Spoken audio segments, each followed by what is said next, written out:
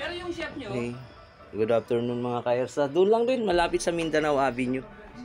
So, ito tayo, nasa Nabotas tayo. Ayan, ang problema natin, start button. Pero yung ibang function nito mga ka-ERSA, gumagana. Ayan, makikita nyo siya, di ba? Pero sa start, wala. Tapos, kung mamimili ka ng tubig, masiselect mo pa rin. Ito ang kadalasan.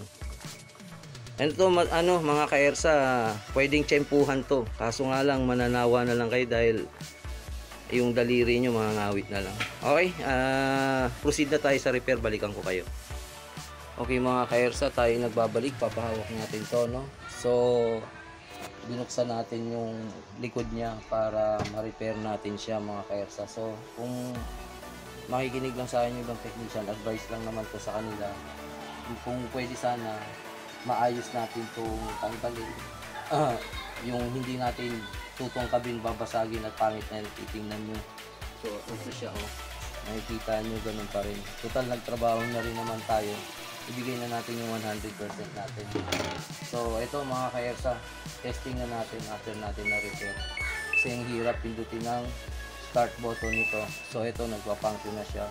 And then, magsi-sequence yan. Yan, mag-align siya ng tab niya bago siya maglagay ng tubig. Isa pa, set natin sa spin. Ayan mga ka-ERSA, saglit na lang talaga, hindi kagaya kanina ang dami mong pindot bago mag-expand. So takpan natin to, actual testing na tayo. Okay mga ka-ERSA, nagbabalik tayo, no? So actual test tayo, nandito na siya. Set natin sa spin, then press start. Ayan, isang pindot na lang mga ka-ERSA. And then, papatest natin kay sir. Palalagay natin yung tubig. Bukas na ba itong tubig, sir? Pagawa natin kay sir yung normal na sequence ng gamit nila mga ka-ERSA. Kung ano ba ang paborito ni sir dito. Fuzzy, quick, or delicate. Meron ba kayong labahan na pwedeng isalpak yun? Para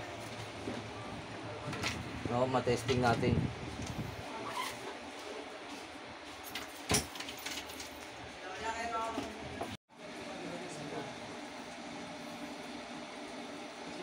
bago mag 5 minutes, umaano siya, umagana ang minute agad. Yung mga nakaraan, bago ng 5 minutes tapos mag 5 minutes, tapos pinakalis ko. Ganun. Pero may time naman na bago mag 5 minutes, stop na siya. Continuous yung ano niya, i-spinning niya. Okay mga ka-ERSA, so may sinasabi si sir, no, regarding dito. Naglolo ko siya, nagko-continue spin. So sa ginawa namin mga ka-ERSA, damay na rin yung problema ni sir. So eto 25 minutes yung nakaset. Talagang hihintayin namin to mga ka-ERSA hanggang sa matapos siya. And then pwede pang i-post yan ni ma'am. Gagana yan, post, tapos start. Yan, pag naglalagay ng sabon, pwedeng gawin yun. Okay? Balikan ko kayo mga ka-ERSA. Thank you and God bless po. Okay mga ka-ERSA, no? Binigyan natin ng moment si ma'am at ayan na po yung washing niya. Naglalaban na po siya. Ayan. Dito muna kami sa labas kasi kami magpapahinga muna.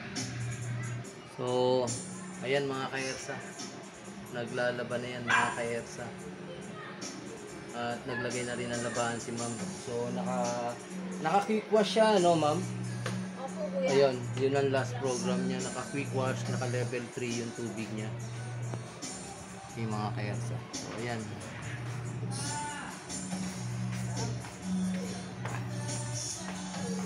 Okay, balikan ko kayo mga ka-ERSA. Pahinga muna kami.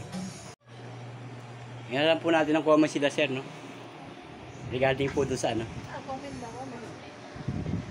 Masasabi natin sa masasabi natin sa ERSA, ma'am. Maayos po silang gumawa. Mabilis po. Madaling kausap. Okay po. Thank you po ma'am sir. Thank you po. wala kang masabi. Pero okay naman. Ayan na po sir, magana na po. Reach na po tayo. Thank you po mga ka-ERSA. Salamat po and God bless.